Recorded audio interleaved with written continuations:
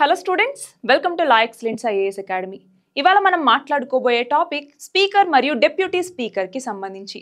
ఎందుకని అంటే 18వ లోక్సభ స్టార్ట్ అవబోతూ ఉన్నటువంటి నేపథ్యంలో ఇటు ఎన్డీఏ అలయన్స్కి వచ్చేసరికి మొత్తం 293 సీట్ల మెజారిటీతో ఉంది. ఇటు ఇండియా అలయన్స్కి వచ్చేసరికి 233 సీట్లు ఉన్నాయి. సో ఈ నేపథ్యంలో ఏమవుతుంది, ఒకవేళ మీరు స్పీకర్ని ఎన్నుకుంటే మాకు డిప్యూటీ స్పీకర్ని ఇవ్వాల్సి ఉంటుంది అన్నటువంటి కాన్ఫ్లిక్ట్స్ జరుగుతూ ఉన్నటువంటి నేపథ్యంలో మనం ఒకటైతే గుర్తుంచుకోవాలి, స్పీకర్ మరియు డిప్యూటీ స్పీకర్ వీళ్ళ యొక్క ఎథికల్ బిహేవియర్ మీదనే నిజమైనటువంటి పార్లమెంటరీ డెమోక్రసీ అన్నటువంటిది ఆధారపడి ఉంటుంది.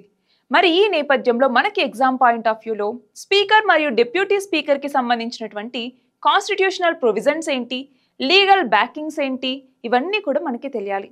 సో ఇవాళ మనం మాట్లాడుకోబోతున్నటువంటి టాపిక్ ఏంటి, స్పీకర్ మరియు డిప్యూటీ స్పీకర్కి సంబంధించినటువంటి ఎన్నిక ఎలా జరుగుతుంది, అలాగే దీనికి సంబంధించిన కాన్స్టిట్యూషనల్ ప్రొవిజన్స్ ఏమేమి ఉన్నాయి, అలాగే డైనమిక్స్ అనేటటువంటివి ఎలా ఉన్నాయి, ఇవి చూద్దాం. సో ఫస్ట్ ఆఫ్ ఆల్ ఎలక్షన్కి సంబంధించి కనుక చూస్తే స్పీకర్ని ఎలా ఎన్నుకుంటారండి? స్పీకర్ని ఎలా ఎన్నుకుంటారు? సపరేట్గా దీనికంటూ ఎన్నిక ఏముండదు, మనకి ఎలాంటి కన్వెన్షన్ దీనికి సంబంధించి సరిగా లేదు. ఎవరికైతే పార్లమెంట్లో సగానికి పైగా సీట్స్ వస్తాయో వాళ్ళలో నుంచి ఒకరిని స్పీకర్గా ఎన్నుకోవటం జరుగుతుంది. మరి డిప్యూటీ స్పీకర్ని ఎలా ఎన్నుకుంటారు అంటే, స్పీకర్ డిప్యూటీ స్పీకర్ యొక్క ఎన్నిక కోసం ఒక డేట్ని ఇవ్వటం జరుగుతుంది. ఆ రోజున డిప్యూటీ స్పీకర్కి ఎన్నిక అనేటటువంటిది చేపడతారు. సింపుల్ మెజారిటీతోనే ఇది జరుగుతుందన్నమాట.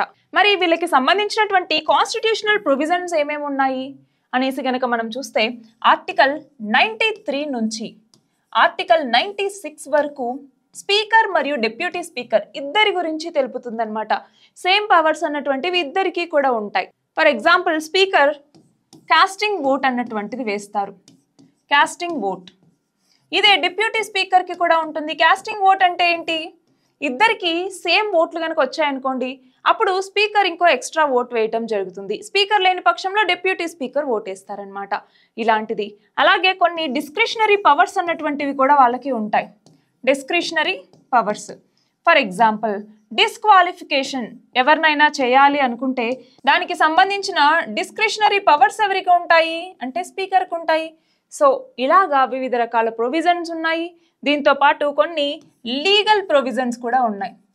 లీగల్ ప్రొవిజన్స్ అంటే ఏంటి, ఫర్ ఎగ్జాంపుల్ ఈ స్పీకర్ కావచ్చు లేదా డిప్యూటీ స్పీకర్ కావచ్చు ఎవరైతే ఉంటారో వీళ్ళు పార్లమెంటరీ కమిటీస్, వివిధ పార్లమెంటరీ కమిటీస్ని ఏర్పాటు చేస్తారు కదా, ఆ పార్లమెంటరీ కమిటీస్కి మెంబర్స్ ఎవరెవరు ఉండాలి అంటే ఆ కమిటీల యొక్క మెంబర్స్ని డిసైడ్ చేస్తారనమాట.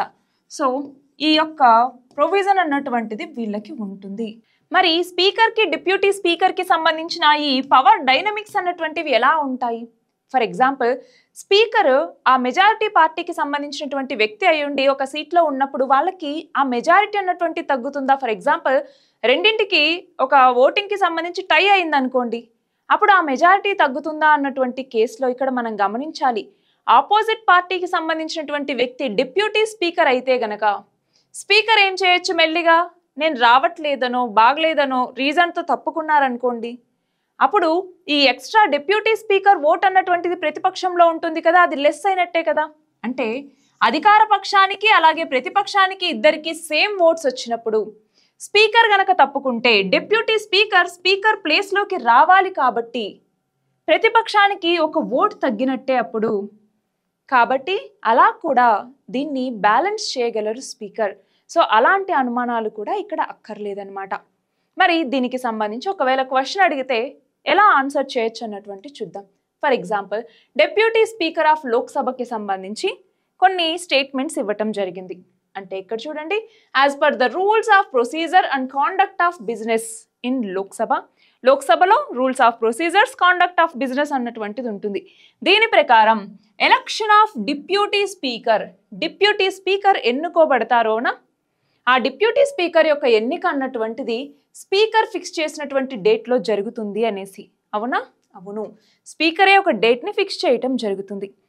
రెండో స్టేట్మెంట్ చూడండి, there is a mandatory provision that the election of candidate as deputy speaker of Lok Sabha shall be from either the principal opposition party or from the ruling party. మరి దీనికి సంబంధించి ఏదైనా మ్యాండేటరీగా ఏదైనా కన్వెన్షన్ ఉందా అంటే లేదు. రూలింగ్ పార్టీ నుంచే ఈ వ్యక్తి రావాలి, అపోజిషన్ పార్టీ నుంచే ఈ వ్యక్తి రావాలి అన్నటువంటి ఎలాంటి స్పెసిఫికేషన్ అన్నటువంటిది కూడా మనకి లేదు. మనం చూస్తే ఇప్పటిదాకా కూడా మనకి స్వాతంత్రం వచ్చినప్పటి నుంచి ఇప్పటిదాకా కూడా స్పీకర్ యొక్క ఎన్నిక అన్నటువంటిది ఏకగ్రీవంగా వెళ్తూనే ఉండింది. మరి ఈసారి ఎన్నిక అవుతుందా అన్నటువంటిది మనం చూడాల్సిన విషయం. సరే, ఇక్కడ చూడండి నెక్స్ట్.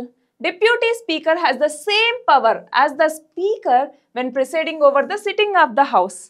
అంటే స్పీకర్కి ఎలాంటి అధికారాలు ఉంటాయో డిప్యూటీ స్పీకర్కి కూడా అలాంటి అధికారాలే ఉంటాయి అనేసి. అవునా? అవును. మనం ఇందాక చూసాం కదా ఆల్రెడీ. ఆర్టికల్ 93 నుంచి 96 వరకు సేమ్ స్పీకర్కి డిప్యూటీ స్పీకర్కి కూడా వర్తిస్తాయి అనేసి. సో ఆప్షన్ 3 కూడా కరెక్టే. ఆప్షన్ 4 చూడండి.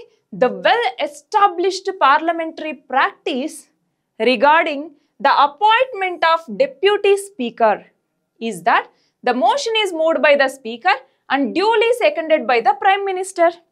సో ఇక్కడ ఏమంటున్నారు? ఒక మోషన్ని మూవ్ చేస్తారు అంటున్నారు. కానీ ఇందాకేం చెప్పుకున్నాము? డిప్యూటీ స్పీకర్కి ఎన్నిక నిర్వహించబడుతుంది. అవునా? సో ఇది ఎలక్షన్ కాబట్టి ఈ స్టేట్మెంట్ కూడా తప్పే. 1 మరియు 3 మాత్రమే కరెక్ట్ ఆన్సర్. సో ఇది ఇవాల్టి మన article. All the very best and thank you very much.